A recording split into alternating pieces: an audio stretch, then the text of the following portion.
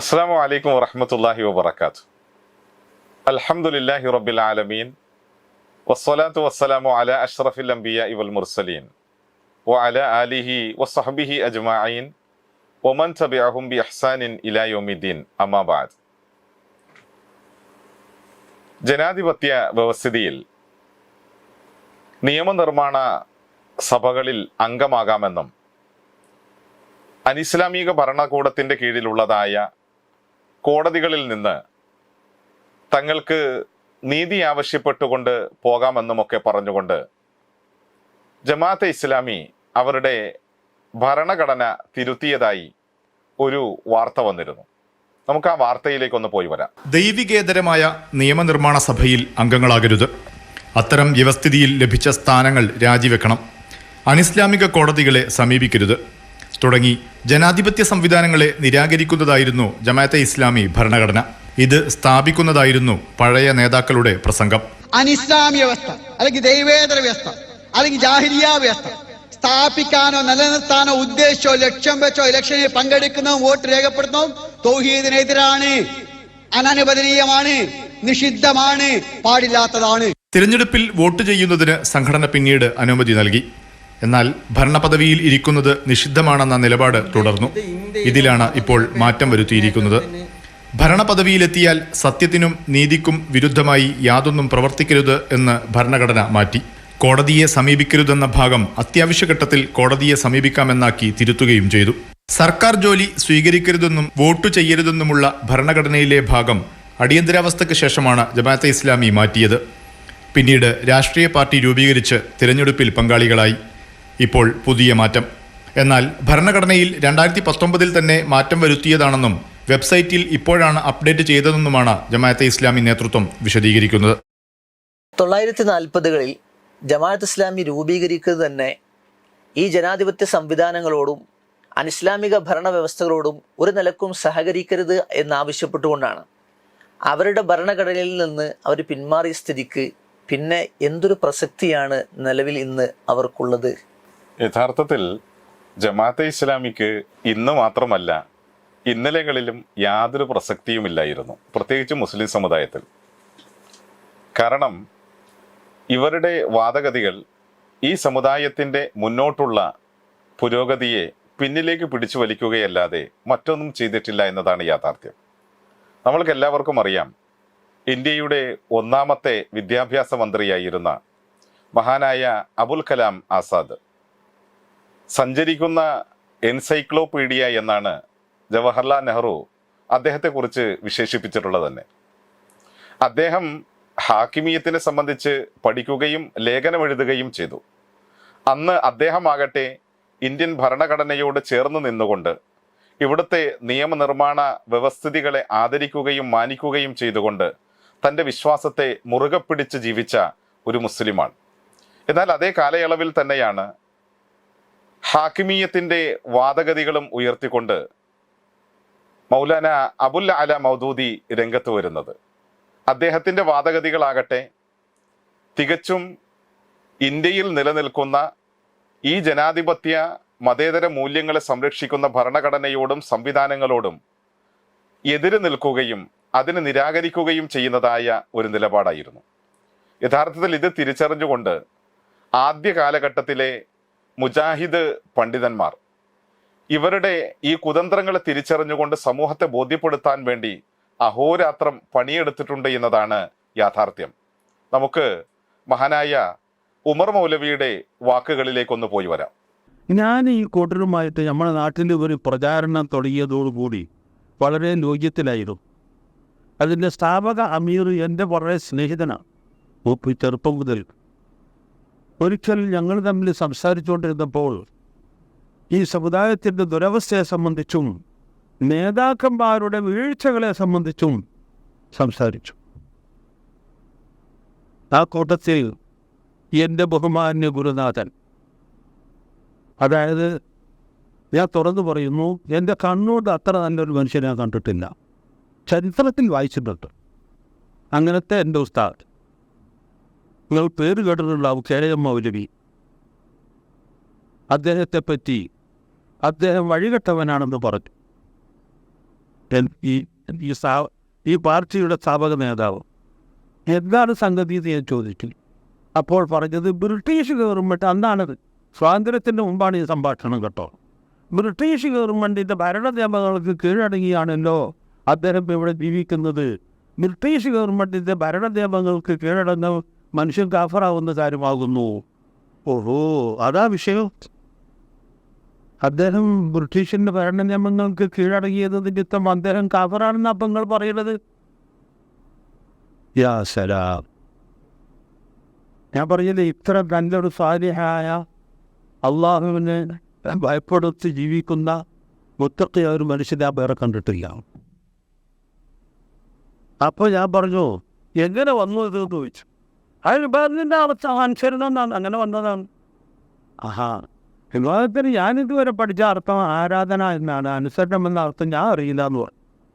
അതിനെ ഇപ്പോൾ ഇതൊക്കെ പറ്റിയപ്പോൾ എഴുതുമെന്നും പറഞ്ഞു. ആഹാ, എന്നാൽ ഞാനാ ഒന്ന് പരിശോധിക്കട്ടെ, വിവാഹത്തിന് അനുസരണം എന്നുള്ള ഈ പുതിയ അർത്ഥം എത്രത്തോളം ശരിയാണെന്നുള്ളത് ഞാൻ പരിശോധിക്കട്ടെ. ശരിയാണെന്ന് തെളിഞ്ഞാൽ ഞാൻ നിങ്ങളുടെ കൂടെ ഉണ്ടാകും, അല്ലാത്ത പക്ഷം ഞാൻ നിങ്ങളുടെ എതിർഭാഗത്തും ഉണ്ടാവും കേട്ടോ എന്ന് പറഞ്ഞു.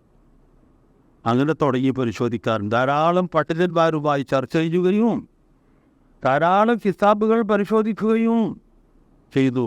അന്ന് കേരളത്തിലൊന്നും എവിടെയും ഇല്ലാത്ത ഒരു വലിയ ഡിക്ഷണറി, ലിസാനുൽ അറബ് എന്ന പേര് ഉമറാബാദിൽ ഉണ്ടെന്ന് അറിഞ്ഞിട്ട് അവിടെ പോയി അത് നോക്കാൻ. അത്രയൊക്കെ ഞാൻ ബുദ്ധിമുട്ടിയിട്ടുണ്ട് ഈ വിഷയത്തിൽ. ആ ഉമറാബാദിൽ പോയി ലിസാനുൽ അറബ് നോക്കിയപ്പോൾ അതിൽ നിന്ന് ഒരിക്കലും ആ അർത്ഥം ശരിയാവില്ല എന്ന് തെളിവ് കിട്ടി. അതിൽ പറഞ്ഞൊരു വാചകം ഞാൻ കാണാപ്പാടാക്കിയതാണ്. വഅമ്മ അബ്ദുൻ ഖദമ മൗലാഹു ഫലാ യുഖാലു അബ്ദഹു. ഒരു അടിമ യജമാനന് ഖിദ്മത്ത് ചെയ്താൽ, ഖിദ്മത്ത് ബദ്ദ, യജമാനോട് അനുസരണ തന്നെ ഖിദ്മത്ത്. അനുസരണക്കേടായിട്ടുള്ള ഒരു ഖിദ്മത്തുണ്ട്. ഖിദ്മത്ത് ചെയ്താൽ ഫലാ യുഖാലു അബ്ദഹു, ഇബാദത്ത് ചെയ്തു എന്ന് പറയൂല. അതാണ് കണ്ടത്. എൻ്റെ യാത്ര മുതലായെന്ന് പറഞ്ഞ ആക്ച്വലി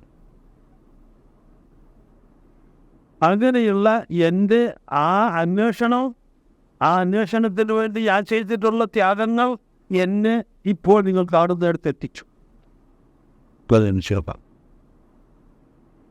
സഹോദരങ്ങൾ, മഹാ അപകടമാണ്. അപ്പോൾ അനുസരണം എന്നുള്ള അർത്ഥം ഇവിടെ ഒക്കൂല.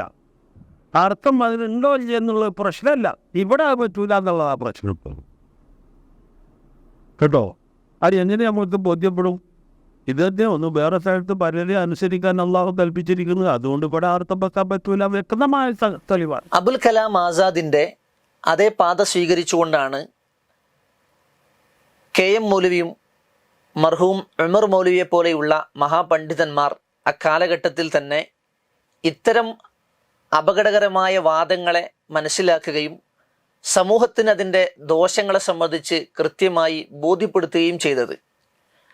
ആ സമയത്ത് അത് ശരിയല്ലെന്ന് അഭിപ്രായപ്പെട്ടുകൊണ്ടാണ് ജമാഅത്തെ ഇസ്ലാമി രംഗത്ത് വരുന്നത്. 70 വർഷങ്ങൾക്ക് ശേഷം തങ്ങൾ സ്വീകരിച്ചിരുന്ന നിലപാടുകളിൽ നിന്നും ഭരണഘടനകളിൽ നിന്നും ഇപ്പോൾ അവർ പുറകോട്ട് വരുമ്പോൾ ആ ഒരു പിന്മാറ്റത്തിൽ മതപരമായ ഒരു വിഷയമല്ല. കാരണം സ്വാഭാവികമായി ഖുർആനിലോ സുന്നത്തിലോ അത്തരത്തിലുള്ളൊരു മാറ്റങ്ങളില്ല. തൗഹീദായൊരു വിഷയം ഷിർക്കാകുന്നതോ ഹറാമായൊരു വിഷയം ഹലാലാകുന്ന പ്രശ്നമല്ല. എങ്കിലിപ്പോൾ ഇത്തരമൊരു മാറ്റത്തിൻ്റെ പുറകിൽ എന്തെങ്കിലും പ്രശ്നം അല്ലെങ്കിൽ പ്രത്യേകമായ കാര്യങ്ങൾ നമ്മൾ സംശയിക്കുന്നതിൽ വല്ല തെറ്റും പറയാനുണ്ടോ? യഥാർത്ഥത്തിൽ കേരള മുസ്ലിമീങ്ങളുടെ ഇടയിൽ അഭിമാനപൂർണമായ നിരവധി മാറ്റങ്ങൾ ഉണ്ടാക്കിക്കൊണ്ട് നിലനിൽക്കുന്ന മുജാഹിദ് പ്രസ്ഥാനത്തെ സംബന്ധിച്ചിടത്തോളം മുജാഹിദ് പ്രസ്ഥാനത്തിൻ്റെ വിജയത്തിൻ്റെ പിന്നിൽ ഇത്തരത്തിലുള്ള ദീർഘദൃഷ്ടിയുള്ള മഹാപണ്ഡിതന്മാരായിരുന്നു എന്നത് കാലം തെളിയിച്ചു തന്ന ഒരു യാഥാർത്ഥ്യമാണ്. ഇപ്പോൾ ഉമർ മൗലവിയെക്കുറിച്ച് താങ്കൾ സൂചിപ്പിക്കേണ്ടായി. യഥാർത്ഥത്തിൽ ഇവരുടെ ഈ പൊള്ളയായ വാദങ്ങൾ സമൂഹത്തിന്റെ മുന്നിൽ തുറന്നു കാണിച്ചതിൻ്റെ പേരിൽ നിരവധി പ്രയാസങ്ങൾ ജീവിതത്തിൽ ഏറ്റുവാങ്ങേണ്ടി വന്ന ഒരു മഹാനുഭാവനാണ് ഉമർ മൗലവി. ഒരിക്കലും ഈ സന്ദർഭത്തിൽ ആ മഹാനുഭാവനെ ഓർക്കാതെ നമ്മൾക്ക് മുമ്പോട്ട് പോകുക സാധ്യമല്ല. എന്നാൽ ഇപ്പോൾ താങ്കൾ സൂചിപ്പിച്ചതുപോലെ തന്നെ ഇപ്പോൾ പരിശുദ്ധമായ ഖുർആനിൽ പുതിയ ആയത്തുകൾ അവതരിക്കുകയോ അല്ലെങ്കിൽ പുതിയ പ്രവാചക ചര്യകൾ ഉണ്ടായിത്തീരുകയോ ഒന്നും ചെയ്തിട്ടില്ല. എന്നാൽ തങ്ങൾ ഇന്നുവരേക്ക് നിലനിർത്തിയിരുന്ന തങ്ങളുടെ ആശയങ്ങളെയും ആദർശങ്ങളെയും എല്ലാം പൊളിച്ചെഴുതിക്കൊണ്ട് ഭരണഘടന തിരുത്തുന്ന സന്ദർഭത്തിൽ ഒരു കാര്യം നമുക്ക് ഉറപ്പിക്കുക തന്നെ ചെയ്യാം, ഇതിൽ ഏതെല്ലാമോ ചില പൊളിറ്റിക്സ് കടന്നു വരാനുള്ള സാധ്യതകളുണ്ട് എന്നതാണ് യാഥാർത്ഥ്യം.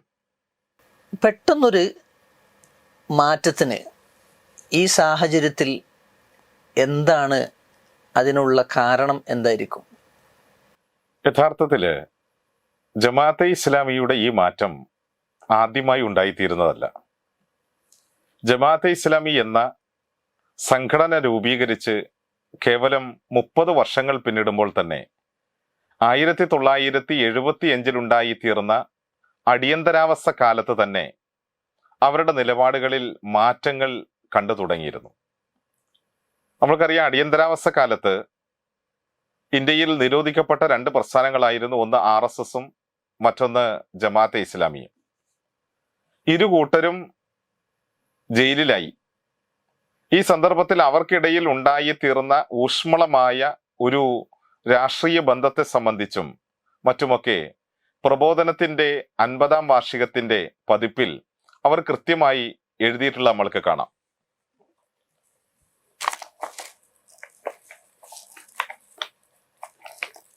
RSSുമായുള്ള ബന്ധം ഭരണകക്ഷികളിലെയും പ്രതിപക്ഷത്തെയും ധാരാളം പ്രമുഖ വ്യക്തികളുമായി അടിയന്തരാവസ്ഥയ്ക്ക് മുമ്പ് തന്നെ പല ജമാഅത്ത് പ്രവർത്തകരും പരിചയപ്പെട്ടിരുന്നു.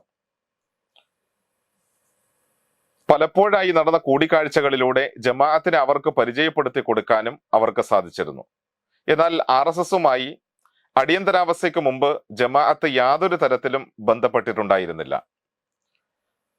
അടിയന്തരാവസ്ഥയിൽ ജമാഅത്ത് പ്രവർത്തകർ ജയിലിൽ അടയ്ക്കപ്പെട്ടപ്പോൾ RSSന്റെ 100 കണക്കിന് പ്രവർത്തകരും നേതാക്കളും സഹതടവുകാരായി ഉണ്ടായിരുന്നു. ഇതുമൂലം പ്രസ്തുത സംഘടനയുടെ എല്ലാ തട്ടുകളിലും പെട്ട ആളുകളുമായി അടുത്ത് കാണാനും വളരെ വിശദമായി പരസ്പരം മനസ്സിലാക്കുവാനും അവസരം ലഭിച്ചു.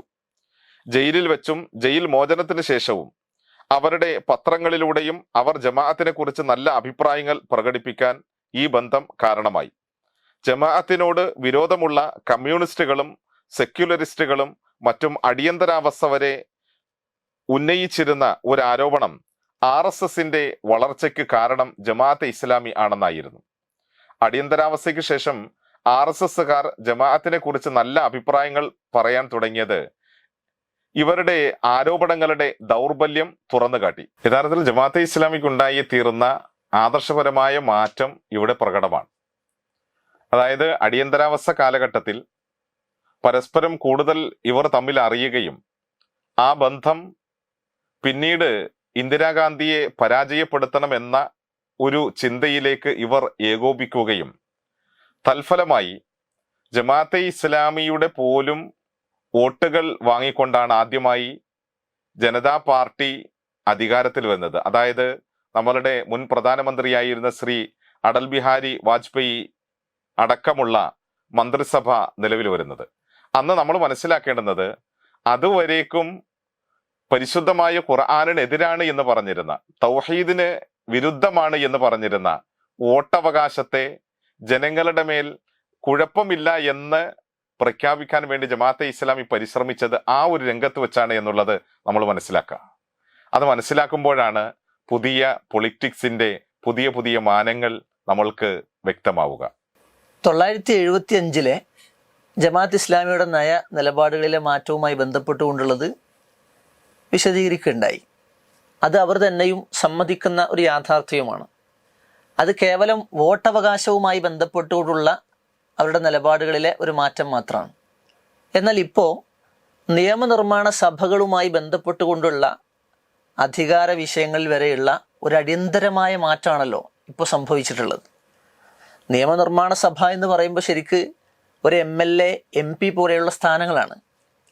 നിലവിൽ മത്സരിച്ച പഞ്ചായത്തുകളിൽ പോലും അധികാരത്തിൽ വരാത്ത അത്രയും ദുർബലാവസ്ഥയിലുള്ള ജമാഅത്ത് ഇസ്ലാമിക്ക് ഈ MP MLA പോലെയുള്ള നിയമസഭാ സംവിധാനങ്ങളിൽ വരുന്നതിന് വേണ്ടിയുള്ള ഇത്തരത്തിലുള്ള അടിയന്തരമായ ഒരു ഭരണഘടന മാറ്റത്തിൻ്റെ സാഹചര്യം എന്താണ് ഇപ്പോൾ എന്നുള്ളൊരു ചോദ്യം വളരെ പ്രസക്തമാണ്. യഥാർത്ഥത്തിൽ ഞാനും ഈ കാര്യത്തെക്കുറിച്ച് ആലോചിക്കാതിരുന്നിട്ടില്ല. എന്നാൽ ഒരു കാര്യം നമ്മളുടെയൊക്കെ ശ്രദ്ധയിലുണ്ടാവും. ഈ 2023 ജനുവരി 14 ഡൽഹിയിൽ വെച്ച് ജമാഅത്തെ ഇസ്ലാമിയുടെ നേതാക്കന്മാരും പഴയ അവരുടെ RSS സുഹൃത്തുക്കളും തമ്മിൽ നടത്തിയ ഒരു സംഭാഷണത്തെക്കുറിച്ചുള്ള വാർത്തകൾ ഈ അടുത്ത സന്ദർഭങ്ങളിലൊക്കെ പത്രമാധ്യമങ്ങളിലൊക്കെ വരികയുണ്ടായി. ആദ്യം അവർ മൂടിവെക്കാൻ ശ്രമിച്ചിരുന്നെങ്കിലും പിന്നീട് ആ വാർത്തകൾ സമൂഹത്തിലേക്ക് വളരെ കൃത്യമായ നിലയിൽ കടന്നു വരുന്ന സാഹചര്യമുണ്ടായി. അപ്പോൾ തീർച്ചയായിട്ടും അതിൻ്റെയൊക്കെ രാഷ്ട്രീയ പിന്നാമ്പുറങ്ങൾ ഇനി വരുന്ന ദിവസങ്ങളിൽ കണ്ടറിയുക തന്നെ ചെയ്യണം. എന്നാൽ ഒരു കാര്യം യാഥാർത്ഥ്യമാണ്.